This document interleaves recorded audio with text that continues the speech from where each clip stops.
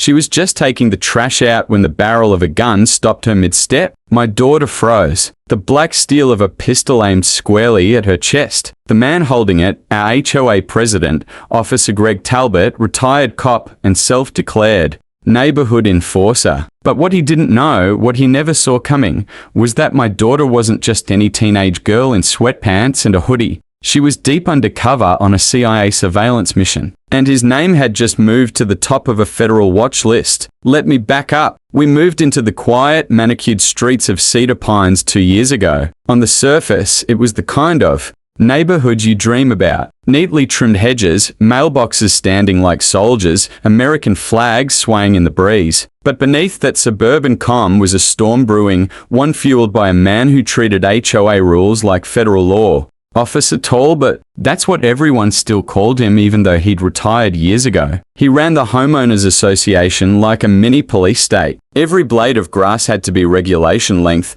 mailboxes measured to code, and trash cans better not hit the curb a second before 6 o'clock a.m. on pickup day. People were scared of him. He'd show up at your door if you painted your shutters the wrong shade of blue. He patrolled the neighborhood in his golf cart, lights installed on top like a one-man police cruiser. And the worst part, he carried a gun always. Now, I know what you're thinking. How could we let this happen? But you don't argue with a man who once chased a teenager 3 blocks for skateboarding on a sidewalk. We learned to keep our heads down, smile politely, and follow the rules. Except for my daughter, Emily. Emily was always different. Smart, observant, quiet, and intense in a way most 17-year-olds aren't. What no one knew, not even our closest neighbors, was that Emily had been recruited into a teen CIA training program. Not one of those high school internships or summer camps for smart kids. No, this was the real thing. Eyes on the ground surveillance, training, deep cover work, behavior analysis. Her latest assignment, monitor and report on local authorities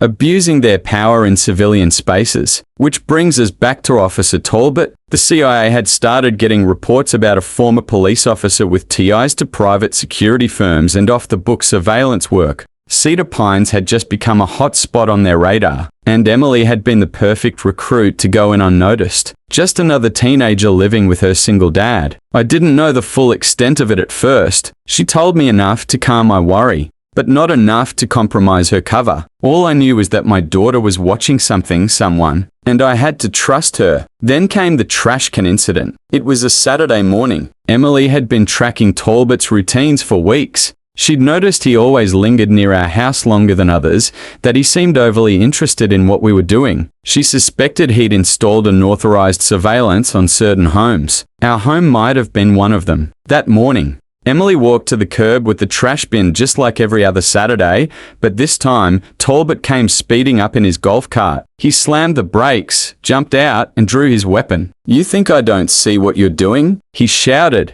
Emily stayed calm. Too calm for someone facing down a loaded pistol. "I'm just taking the trash out, sir," she said evenly. "Don't lie to me," he growled, the gun not wavering. "You're spying on me." That's when I ran outside, heart pounding. I froze when I saw the gun. "Greg, what the hell are you doing?" I yelled. He didn't even flinch. "She's been watching me, recording me." "Who are you working for, girl?" Emily's face didn't move. "You really want to go down this road?" she asked. He sneered. "You think you're smart, huh? You think I don't have friends still on the force? I know how to handle threats." Then she did something I'll never forget. She reached slowly into her hoodie and pulled out a small black badge. No lettering on it, just a symbol. Talbot stared at it for a long moment. His grip on the gun loosened. His face changed. Not just confusion, but fear. "You've been flagged for multiple surveillance violations," she said coldly. "I'm not your enemy, Greg, but the agency I work for is very interested in how you've been operating." I didn't understand it then, not fully, but Talbot did. He lowered the gun slowly and backed away. "This isn't over," he muttered, then got in his golf cart and sped away. Emily turned to me. "We need to talk." That night, she laid it all out. Talbot had ties to a rogue group of ex-law enforcement officers who were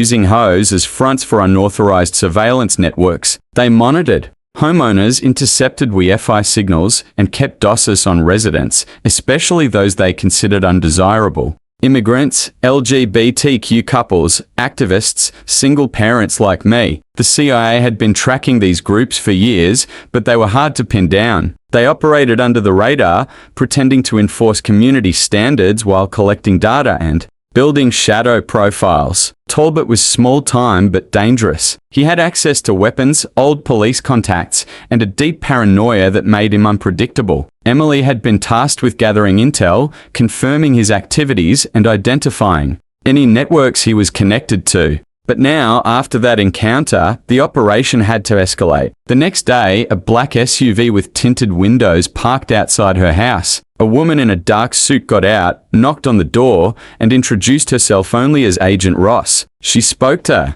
Emily in private for nearly an hour. When they were done, she turned to me and said, "Your daughter is exceptional. She's been moved to active status, effective immediately." That's when it hit me. My daughter wasn't just training anymore. She was an operative. In the weeks that followed, things moved fast. The CIA installed discreet surveillance of their own. Talbot's house was watched, his phone tapped, his movements logged. One night, Emily came into the kitchen, still in her hoodie and jeans, and handed me a small device. "What's this?" I asked. "A bug?" She said, "He put it under our mailbox. I found it this morning." The confirmation was all the agency needed. Within 48 hours, Talbot was arrested, though not in front of neighbors. The agency made it look clean, like he'd been taken in for questioning on an unrelated matter, but we knew better. The neighborhood was told he'd moved to Florida to be closer to family. A month later, a new HOA president was appointed. A young woman named Carla,